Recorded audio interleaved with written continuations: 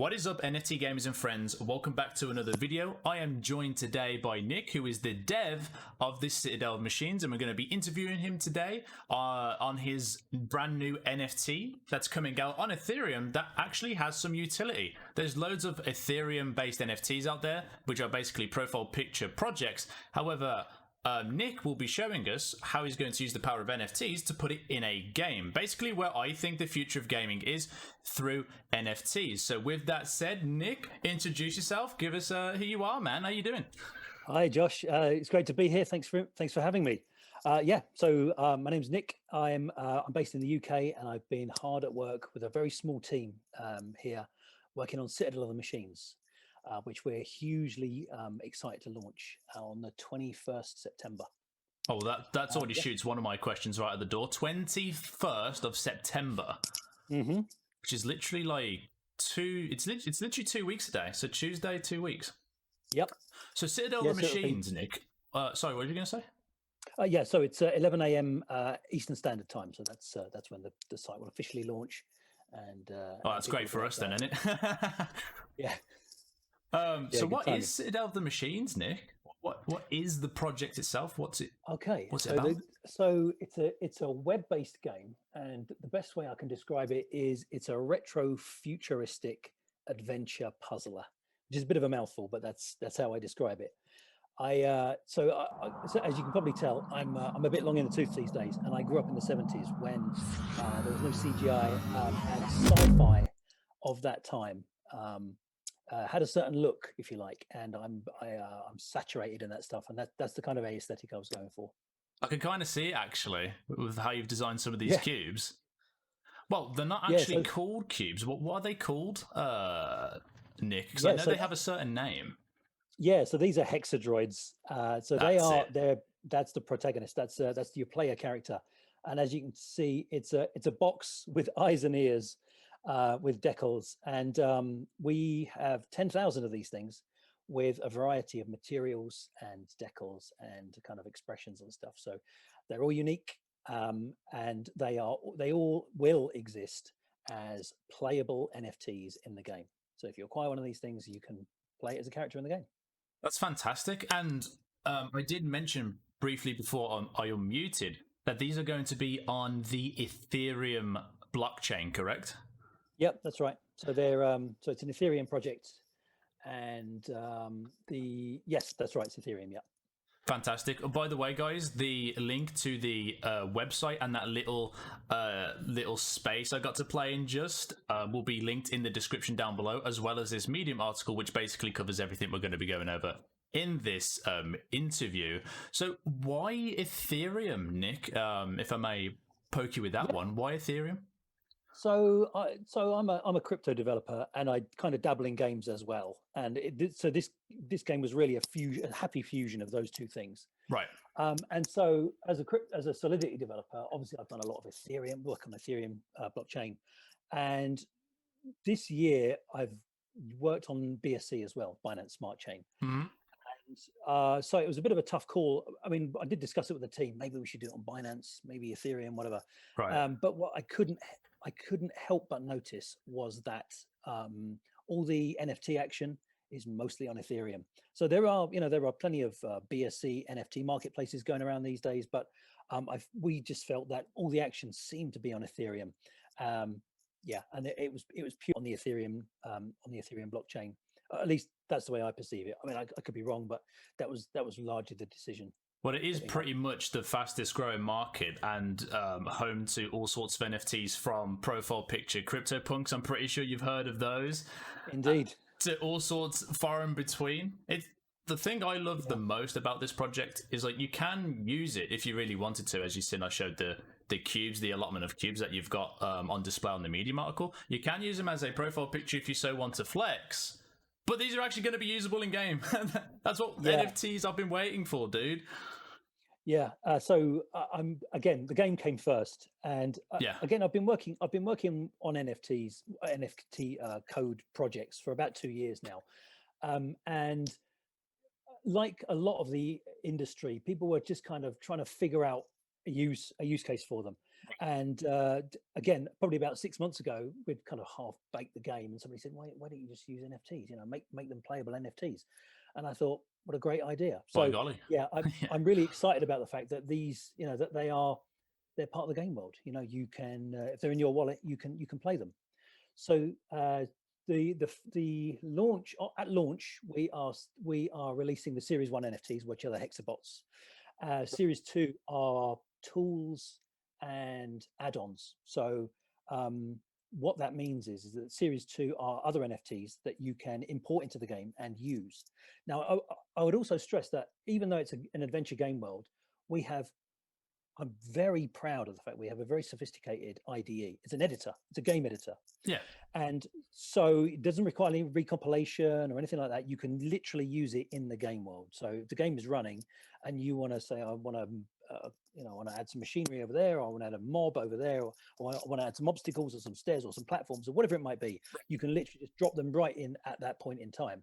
So what I'm hopeful for is that we will be able to build a community of creators, because I mean, I know how I use the editor, but I'm really curious to see how others Engage and interact with the editor.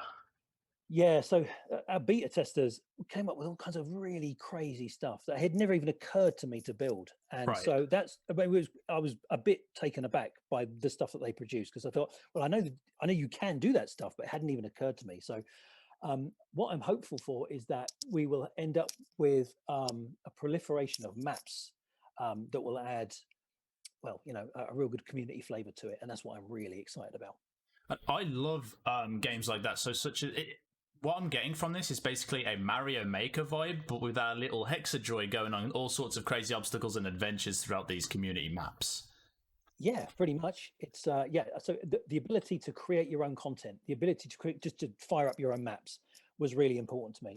We kind of originally, it started out as, we need an editor. We need to be able to build these maps. They're visually quite complex. They're going to be hard to. It's going to be hard to iterate unless we build a decent tool.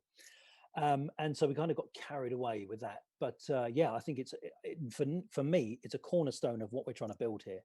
And yeah, I'm really looking forward to unleashing it, see what people create with it.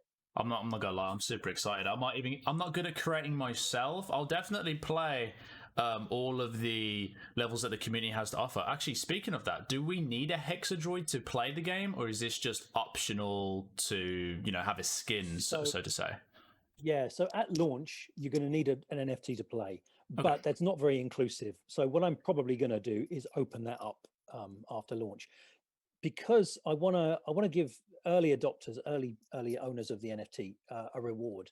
And so, you know, if you participate on the day, you get instant access. Everyone else will eventually get access, but they just got to wait a little while. I don't see any problem with that. And plus, you know, with releasing a product like this, whether it be a game or something else, there's bound to be maybe one or two, a few bugs that pop up that, you know, 10,000 people might be able to find. You know what I mean? I'm sure. Yeah, We've all been there. I'm looking forward to constructive feedback from the community. I'm sure they'll have plenty. Fantastic. So how much would it cost to mint our Hexadroids, Nick? Yeah, so they're all the same price. They are 0.045 ETH.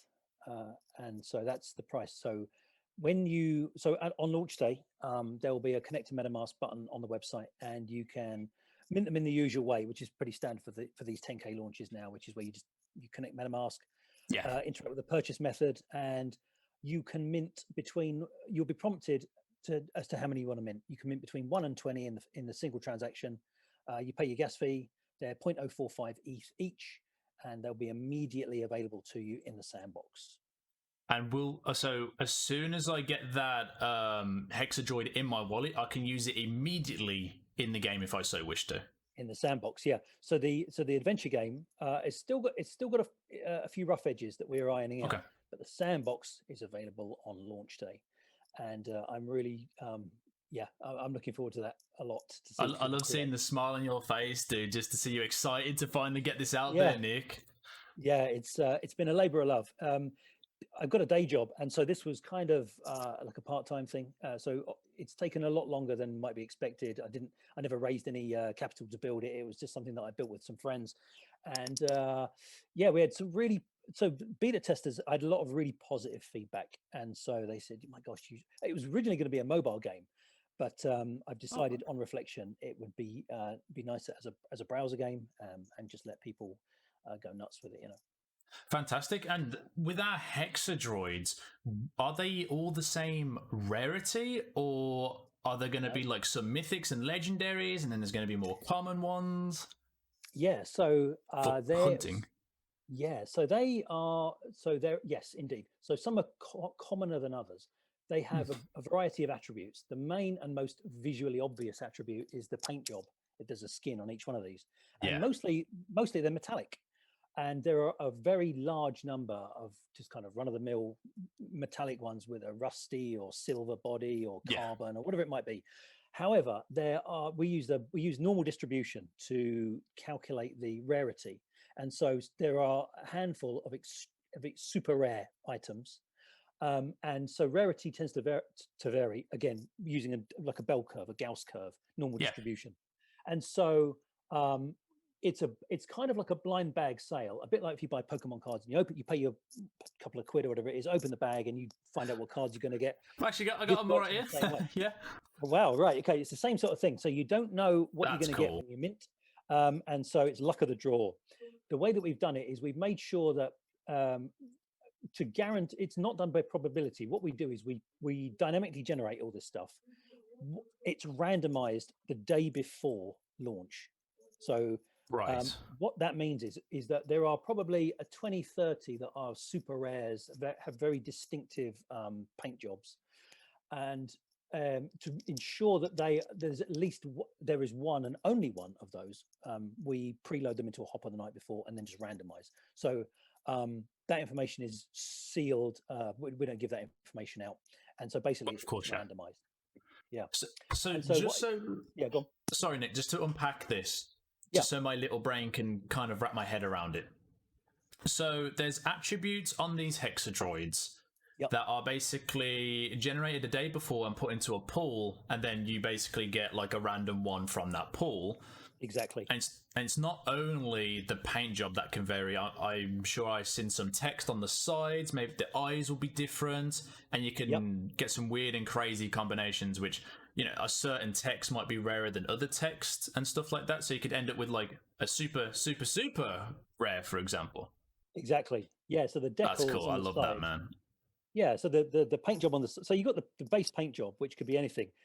Which could be metal. There's some really freaky ones like chalk. There are wood veneer textures. There's granite, like 13 types of granite, foil, lava, and there's another super rare which is a brilliant white. It's literally a glowing solid white cube, which is really strange to look at. And so the exotic stuff tends not to be metallic. The decals on the side, there's some really strange stuff in there. There's one made of cardboard as well. So if you end up with a cardboard one, I think I can see that on the site actually. Yeah. So the cardboard one is really one of the super rares. But the decals on the side again differ by rarity. So there are some super rare decals.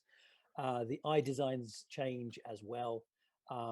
So yeah, what we tried to do is do a good mix of, you know, some common and garden ones, some super rare ones, but regardless of the scarcity of the item that you end up with, they're all playable. What we're also going to do is add in some other attributes, which are not physical attributes, but which are in-game attributes. And so we're still tinkering with them. We've still got a couple of weeks till launch, but maybe like a tail or something you can put on your cube. Well, it will be things like their physical, because it's a physics game. It's a physics-based game, and so everybody currently moves at a uniform speed, but maybe some people are lighter or heavier than others. Some people might have different friction. Again, this has cool. Yeah, the problem with it, is that the puzzles are designed with certain friction coefficients in mind and certain densities in mind. So it's a balance issue.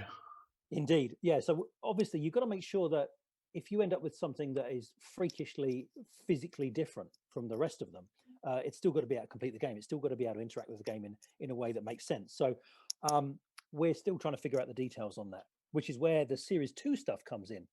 If, for example, it turns out that your hexadroid is too heavy to perform a specific mission, say, right, because it's got an attribute that's too heavy, Right. What do you do then?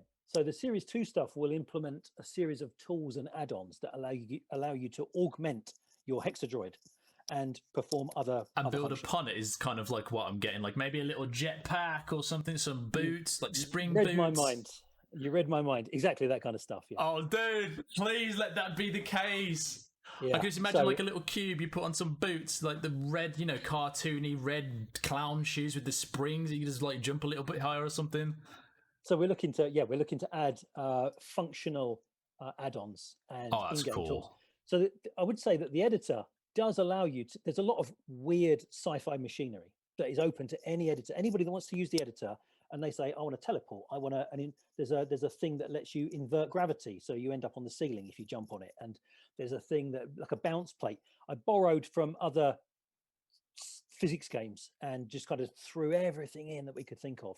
So there's some really really strange stuff in there, and it's really those things that the beta testers employed in ways that didn't occur to me and made some really bizarre maps that so I'm it's that stuff that I think the community is really going to be able to get their teeth into. I'm super excited about it, man. I haven't been like this excited about creating my own. I just think like all these little add-ons and then these like weird maps will make for some very interesting adventures and funny, hard, challenging puzzle levels and stuff like that, which leads me to my next question. So you got the base game. How challenging will the base game be, like from a gamer's standpoint? Because I'm a gamer. I love games. Yeah. Okay, that's a good question. So here's full disclosure here. I don't play many games. I'm not much of a gamer. My children play a lot of games. And okay. So during the building of this, they would say, have you seen such and such? You've seen Limbo? Have you seen Little Nightmares? Have you seen? And I would go and look at these things and think, wow, first of all, these things are amazing and just really, really fantastic. So to answer your question, I don't play a lot of games, and so I am not very good at games. And so super difficult games, I tend to, I get bored with very quickly. And so I would say that difficulty, it's not particularly difficult. What I'm trying to do here, or at least the maps I've built aren't particularly difficult, which is a reflection on me more than anybody else. What I've tried to do is make them cerebrally interesting. I'm trying to build maps that pose a challenge. And a function that I've seen in a lot of puzzle games is there will be a core puzzle mechanic. And once you've figured that out, then you've got 100 levels of more of the same, which is nothing wrong with that. That's fine. But I was looking for something where I'm trying to surprise people as often as possible with something new. Now, anybody that's tried to build puzzles will tell you it's hard. It's a hard thing to do. But so what I'm trying to do is you don't need to be dexterous. You don't need to be a hardcore gamer for Twitch kind of, real super speedy. I'm trying to find stuff that will challenge people. Again, not super challenging, but it's first and foremost a puzzler, and it's a roaming adventure. I've tried to add a kind of weird sci-fi desolation vibe to it. So it's quite, it's a gentle game is what I would say. I mean, apart from the fact that I think that's a good way of putting it, actually. Yeah, so it's quite a gentle game, apart from the fact that there is stuff shooting at you and trying to kill you. Yeah. Other than that, it's a kind of I try to pour a lot of energy into the scenery and the vibe of the game. The atmosphere is very important to me, and that's what I was trying to really focus on. And with all that in mind, is there a story to go along with this game? Are we like chasing a protagonist, or is it about all of these immersive? I forgot the word you just used. It wasn't ceramic because that's I think like a material. Cerebral. That's it. Cerebral, right? Yeah. Sort of brain style. That's it. I don't have a brain, so. Sorry, what was the question again? We wanted to know. Is there going to be a story to this, or is it more about the puzzle experience going from level to level and just being immersed in that, basically? Okay, so the story, so there is a story. The story is Hexadroid backstory. He's crash landed on an alien planet, or rather, the spaceship has crash landed on an alien planet. You never get to see who owns the spaceship, but a spaceship has crashed. Everybody's dead, and everything turns off. All the power's dead. Everything's dead. And so eons pass, and eventually a lightning strike hits the spaceship. Power is restored to the main computer, and the only functional mechanical object on board anywhere is this lowly service droid, this hexadroid, which is there for picking dirt up and throwing cups away. And basically similar to WALL-E. Yeah, I guess it is. Yeah, kind of a bit like Wally. And he's a Oh my cube. gosh. Do you know what? Oh my God. I've unconsciously internalized Wally, and oh my gosh. Okay, This is fantastic, dude. but it is now you come to mention it. I've built Wally, good grief. Yeah. So anyway, so the computer issues a command: go forth onto the planet's surface and recover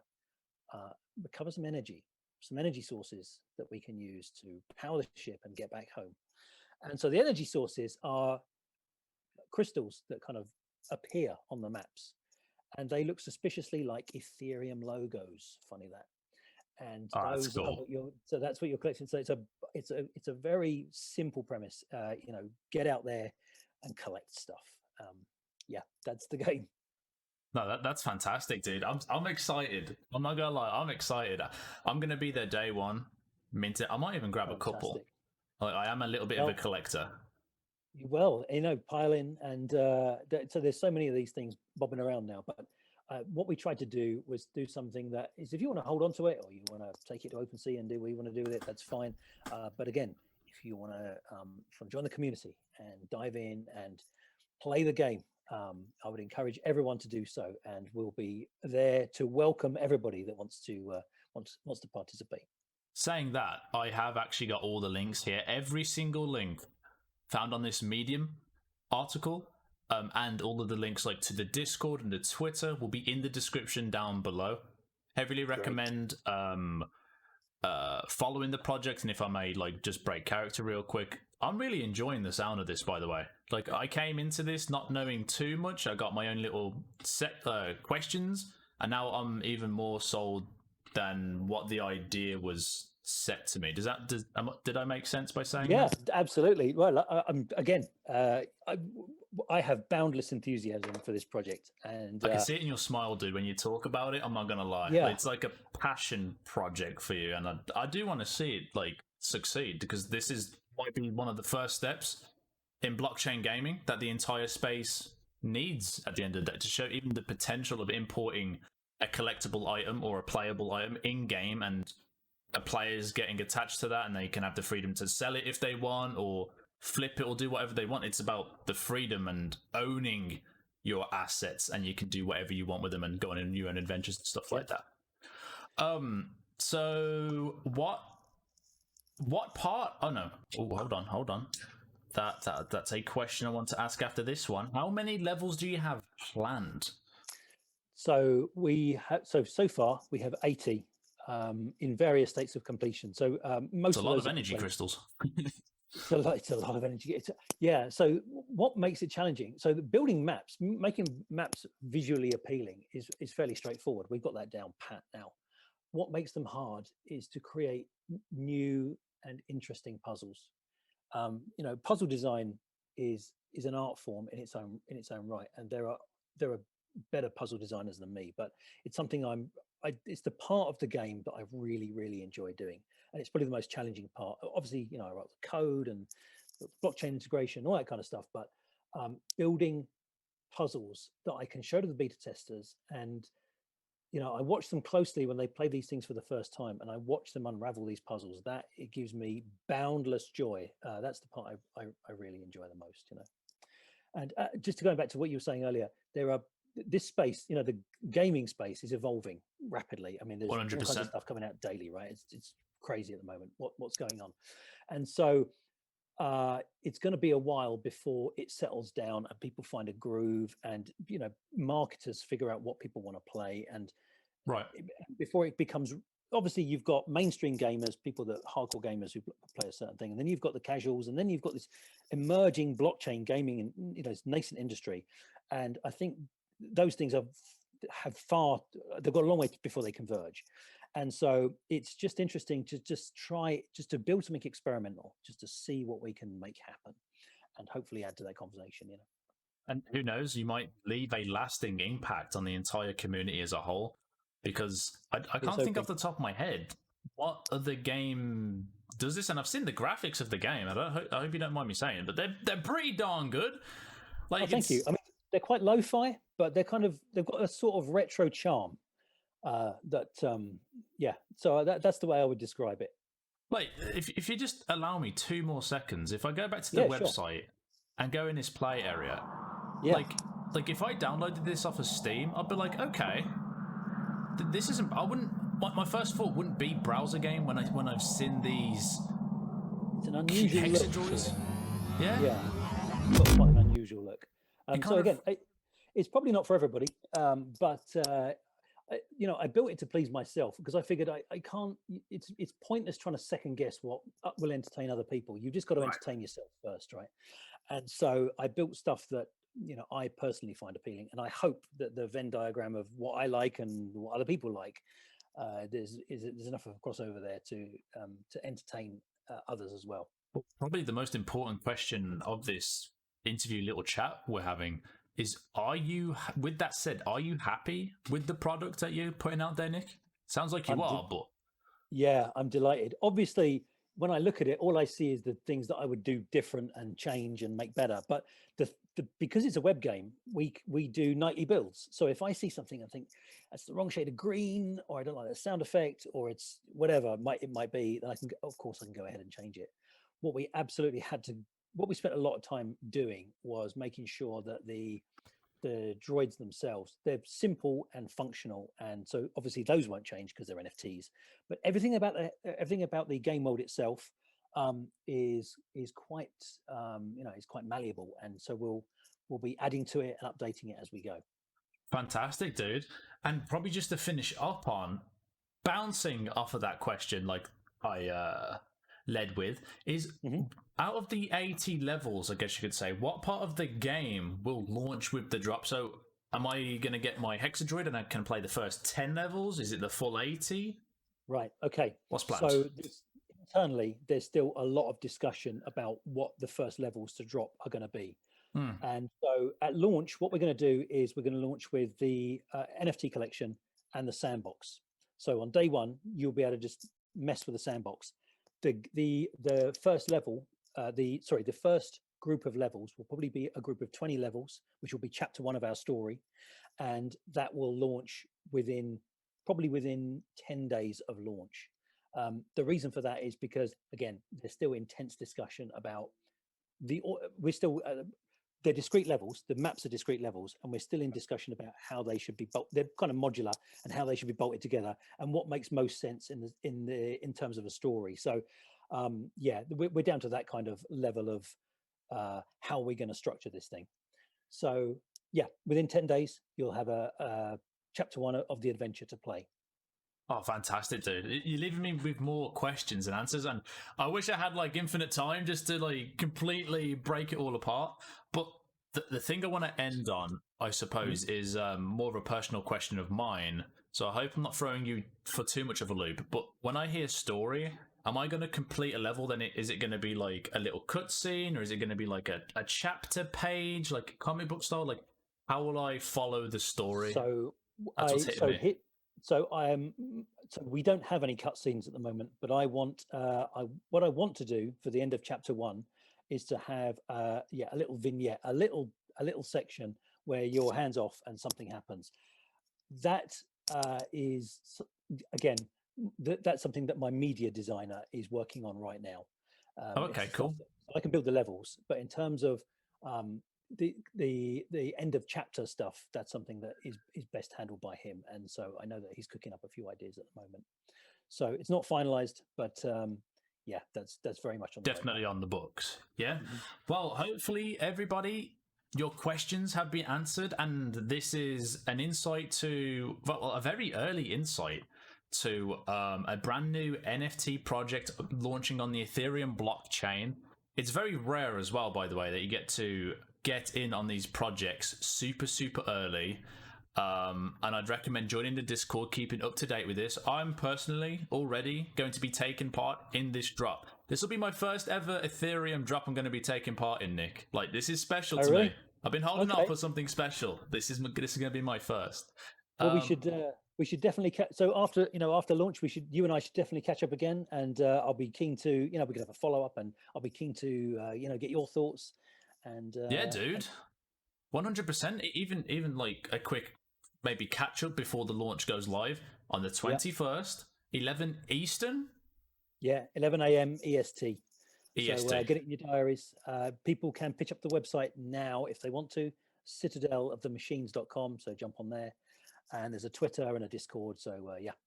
Everything in the description down below. And with that said, everybody, hope you have an amazing day. Thank you again, Nick, for joining me here on NFT Gamer TV. And with that said, everybody, I'll see you, I suppose, in the Citadel. Take it easy, guys. Pleasure's mine. Cheers, Josh. That's it.